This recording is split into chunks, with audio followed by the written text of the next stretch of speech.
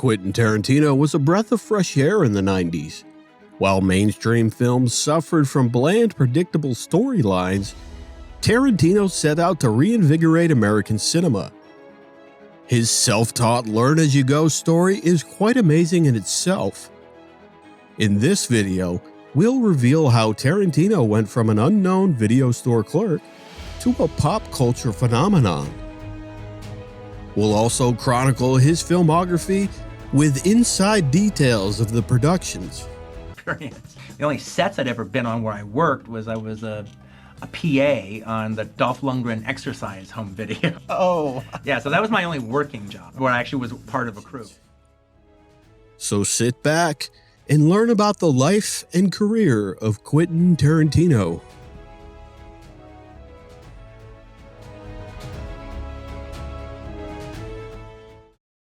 Quentin Tarantino was born on March 27, 1963, in Knoxville, Tennessee.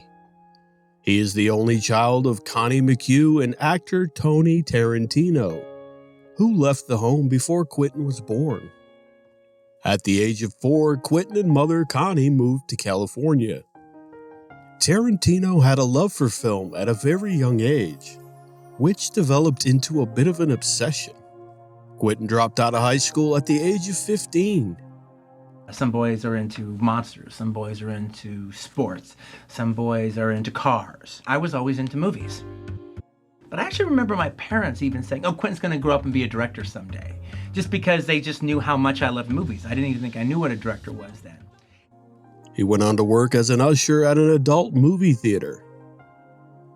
During this time, Tarantino also started taking acting classes, which led him to appear on an episode of The Golden Girls. Something like that to you actually got me to start taking it seriously, that maybe I did have a talent for that. Tarantino started working at Video Archives in Manhattan Beach, California, alongside future filmmaker Roger Avary, who would later help pen the script for Pulp Fiction. They spent their days talking about films, recommending rentals, and writing scripts. The first script they began writing together was True Romance in 1987. Quentin shopped the script around for a few years, but no one was willing to take a chance on this unproven, young filmmaker. Quentin eventually left Video Archives and began working for the production company Cintel as a PA. While at Cintel, Quentin was able to get his script True Romance in front of director Tony Scott, who loved the screenplay. Cintel bought the rights for $30,000. Quentin also wrote the script Natural Born Killers during this time, and again, he was unable to secure investors in the project. And he ended up just giving the script to a friend, Rand Vossler. The film eventually went into production. The script was so heavily rewritten that Quentin disowned the project and asked to be removed from the screenplay credits. He is, however, still listed as story creator.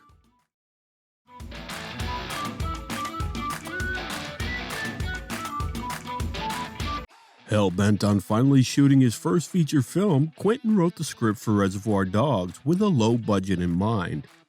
He was intending to take his $30,000 from the sale of True Romance to start production. The script made its way to producer and friend Lawrence Bender, who absolutely loved it.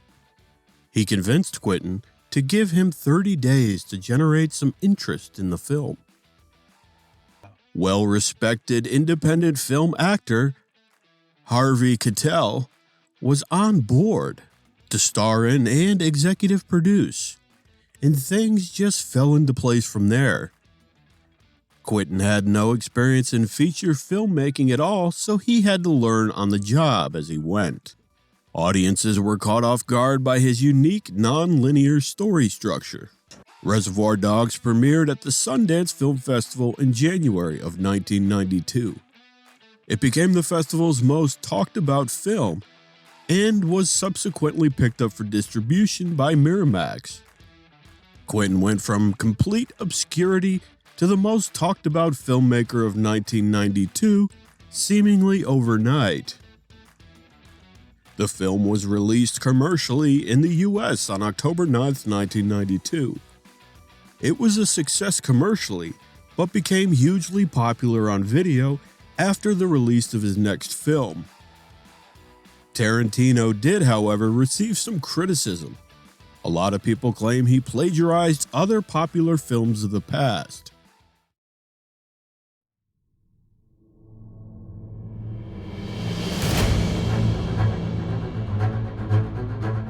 After the success of Reservoir Dogs, Quentin knew he needed to follow it up with something great.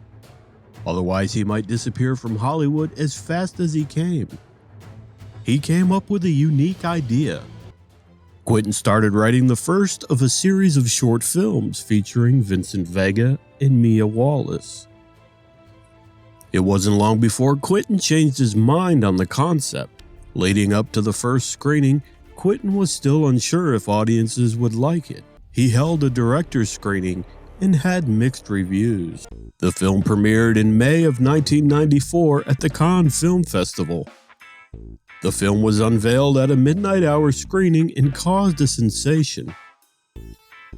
It won the Palme d'Or, the festival's top prize, generating a further wave of publicity. On October 14, 1994, Pulp Fiction went into general release in the United States, and it wound up grossing $108 million at the US box office, making it the first indie film to surpass $100 million. In 2013, Pulp Fiction was selected for preservation in the United States National Film Registry by the Library of Congress as culturally, historically, or aesthetically significant.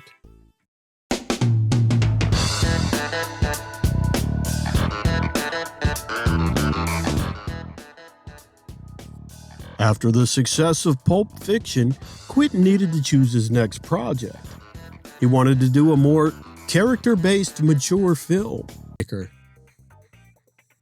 The rise of independent film exploded in the 90s, and you could give Tarantino a little credit for this influx.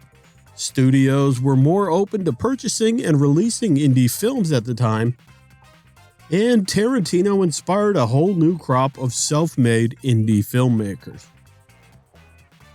Join us next time as we follow Quentin into the new millennium. As always, thanks for checking us out, and if you've enjoyed this video, please subscribe for more videos just like this.